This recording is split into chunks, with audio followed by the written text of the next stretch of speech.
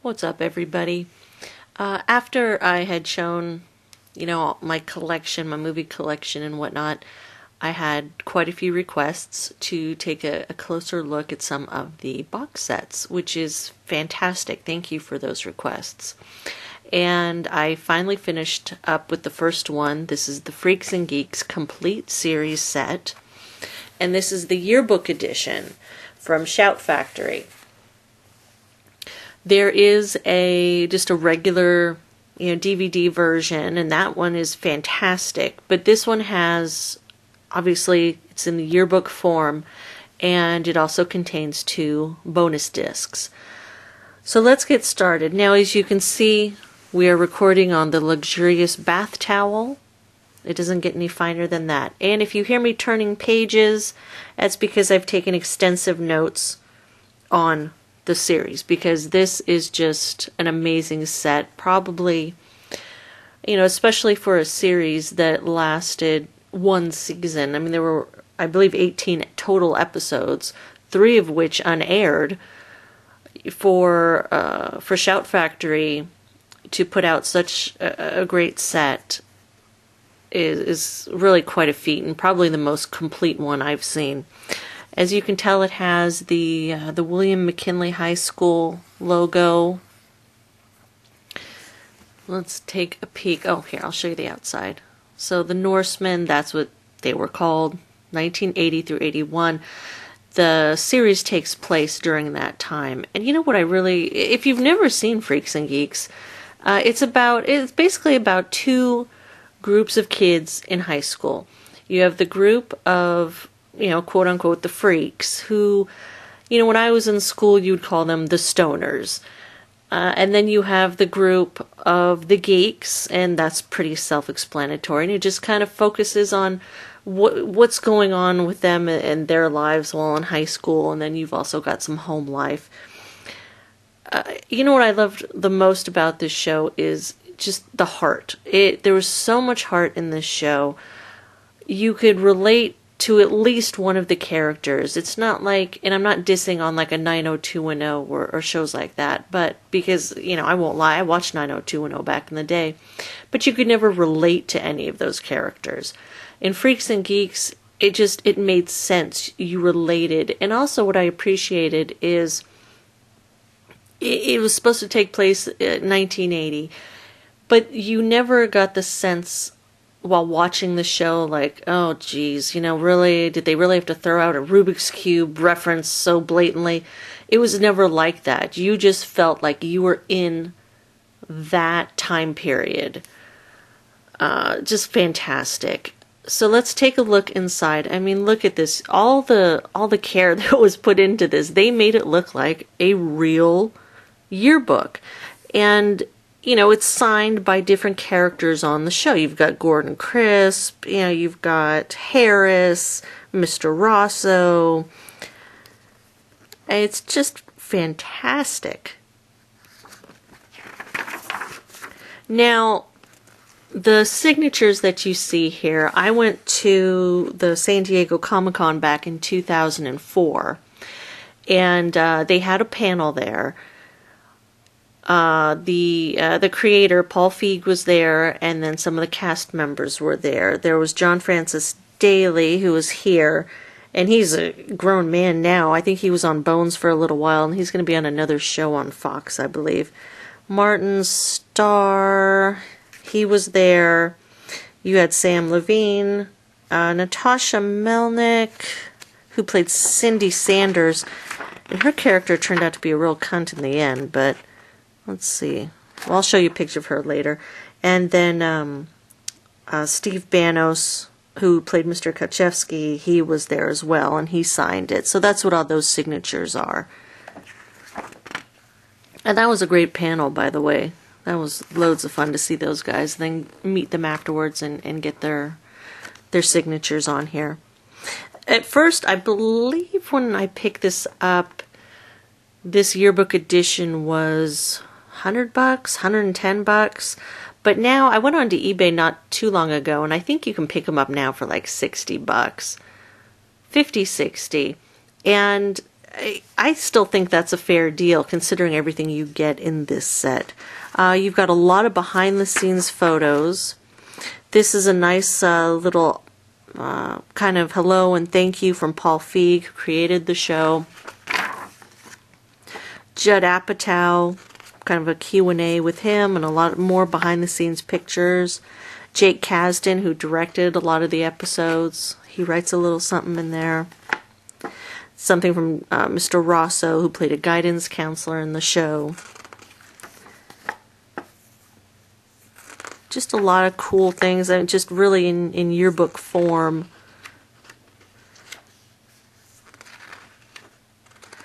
Millie, I loved her character on the show. She cracked me up.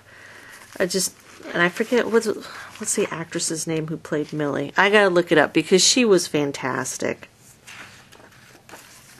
Everybody, it's not like, this wasn't one of those shows where you're like, oh crap, this episode's featured on so-and-so. It's just the whole cast was fantastic. And I guess I should have explained who was in the cast. I mean, if you look back at it now, it's amazing. Okay, so you've got John Francis Staley, Linda Cardellini, who's gone on. Remember, she was Velma in the Scooby movies. And by the way, I would like to see another Scooby movie. I enjoyed those quite a bit. I think she went on to ER, and she's been doing a lot. James Franco, Seth Rogen, Jason Segel, Martin Starr. You've got Busy Phillips, Tom Wilson, who you know from, of course, Back to the Future, but he's also a great artist. Joe Flaherty from SCTV. Lizzie Kaplan was in it. And then you've got kind of not cameos, but they were in it maybe an episode or two. Rashida Jones, Jason Schwartzman. You've got the whole MST guys. You've got, J. Elvis Weinstein. He was a writer. Trace Beaulieu was in at least 3 or 4 episodes as a teacher. Joel Hodgson was in it. Just fantastic. You've got Becky Ann Baker as the mom, and then Joe Flaherty was the dad. Shia LaBeouf was in 1 episode. He was young. Sam McMurray. Ben Stiller was in one of the episodes. So it was just... Sarah Hagen, that's who played Millie. And then the actor Lee Shepard, he played Harris. Just very enjoyable. But let's keep going. More behind-the-scenes stuff. The different writers, crew members. There's pictures of them.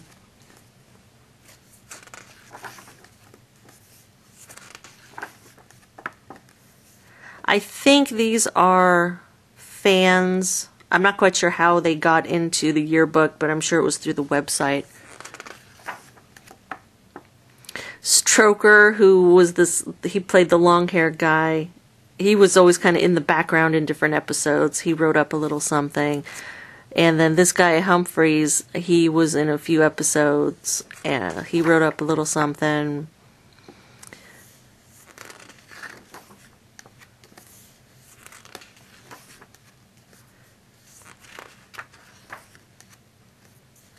More pics. Great pictures.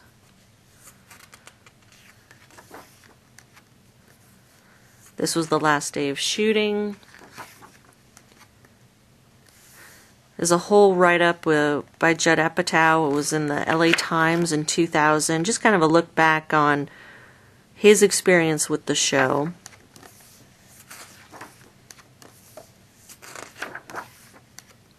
This was an article that was in LA Weekly in 2000. And then that's the ad that ran in Variety to try and save the show.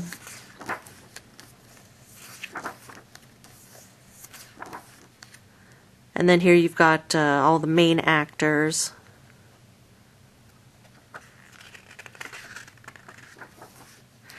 And this, I love how they broke this down in here.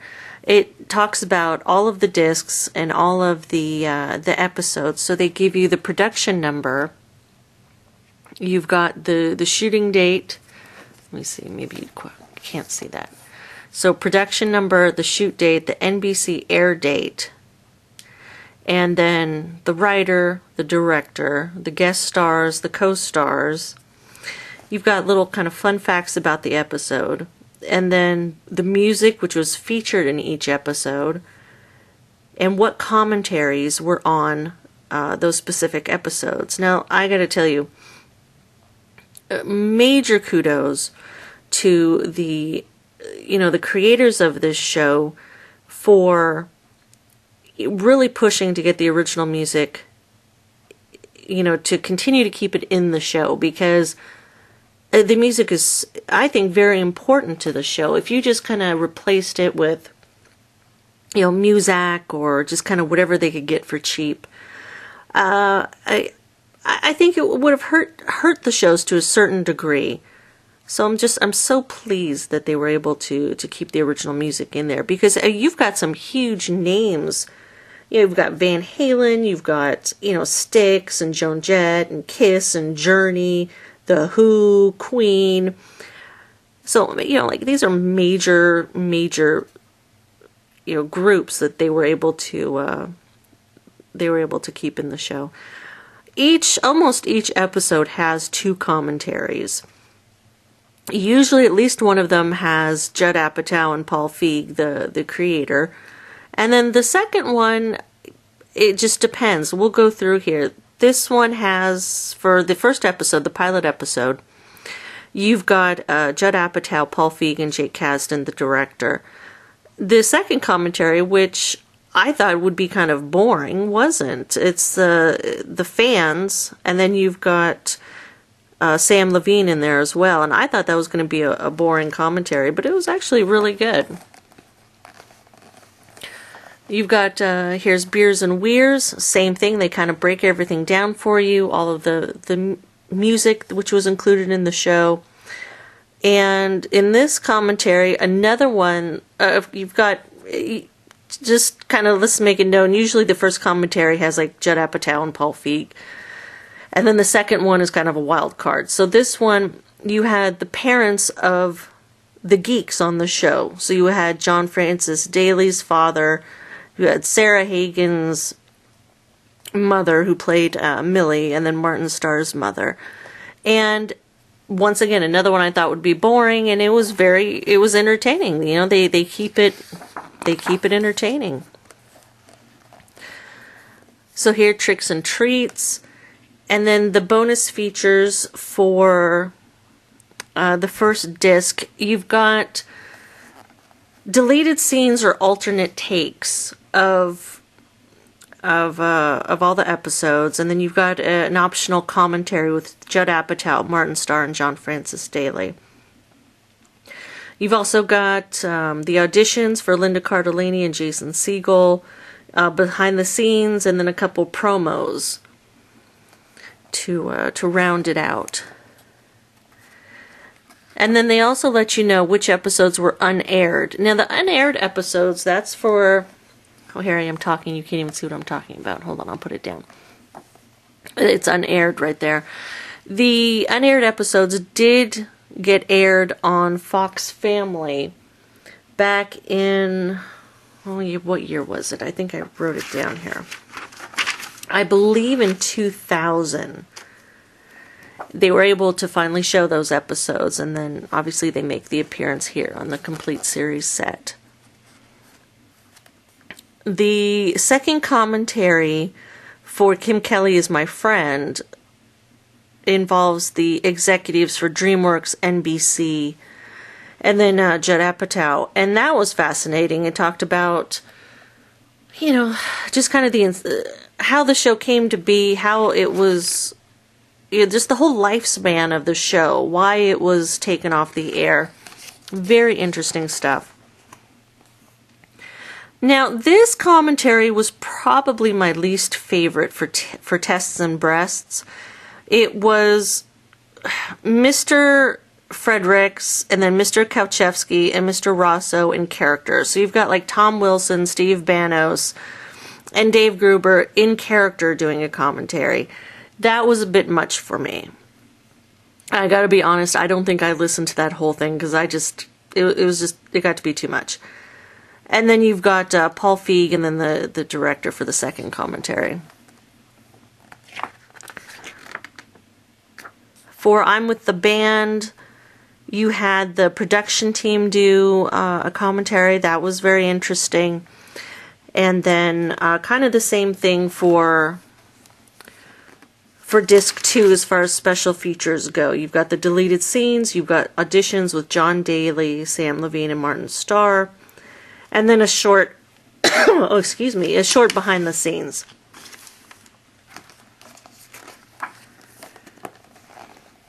With carded and discarded, you've got only one commentary with this, and it was with Judd Apatow, Linda Cardellini, Paul Feig, Joanna Garcia, Sam Levine, Seth Rogen, Dave Gruber-Allen, and then Jason Segel.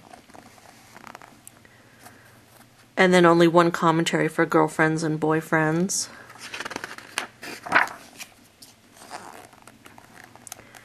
And so on. It's kind of, they kept the same theme going for each disc. You've got the deleted or alternate takes for each episode. And then you've got the optional commentaries, auditions, and a behind the scenes. For disc 3, the audition was, you got to see Seth Rogen's audition tape.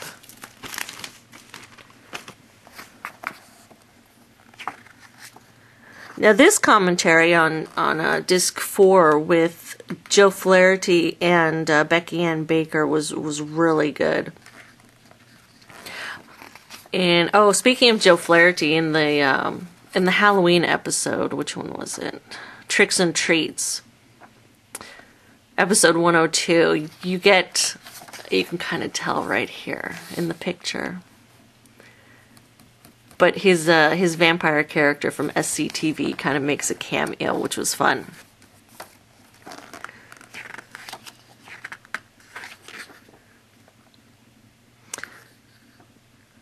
Alright, so we've got the garage door, great episode, Token and Token.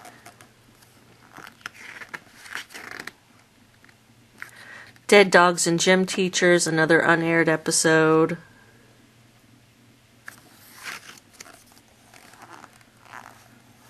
You've also got some, on disc 5, you've got an SCTV promo which is included. That's fun.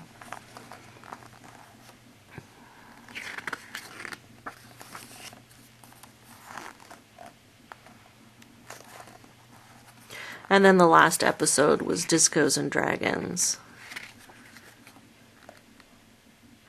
And even after, 18 episodes, you know, at the end of Discos and Dragons, you're so...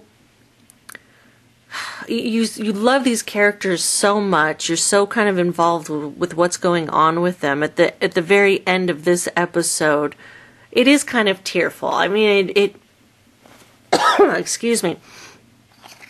It kind of makes you, you know, happy and sad at the same time with what goes on. Just kind of the whole the whole journey of these characters. I love all the episodes, but this last one is really good. And then disc 7 and 8 are really interesting. You've got the Museum of Television and Radio, the Q&A. That's over an hour long, and I believe that was filmed right before they were canceled. You've got several table reads of different episodes. That's fun to watch. More deleted and alternate scenes, like a lot of them. A lot of auditions, especially auditions where the actors are auditioning for different characters. That's fun to watch. You've got, if you've seen the show, the Sober Students, Improv Players, they kind of, you know, show a little bit of alternate footage with that. Photo galleries. Just still a lot of alternate scenes, stuff like that. And then you've got the NBC promos. This was kind of interesting. The NBC EPK, the electronic press kit. I'm pointing to things I don't think you can see. That's good. Right there. Just a lot of, almost all of the actors in the show talk about, because this is when the show was just coming out. The actors will talk about what the show is about, what their characters are about. So that was interesting. And then the 5 promos. These were things that were shots just specifically for the promos and were not in the show itself. Then you've kind of got a, you know, a thank you from the creators.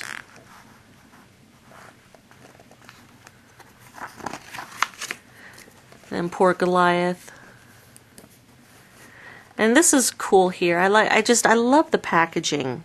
You know, they put the DVDs in the protective sleeves here, and then they have the little slots for them, and then you've got kind of the yearbook look around them, more behind the scenes pictures.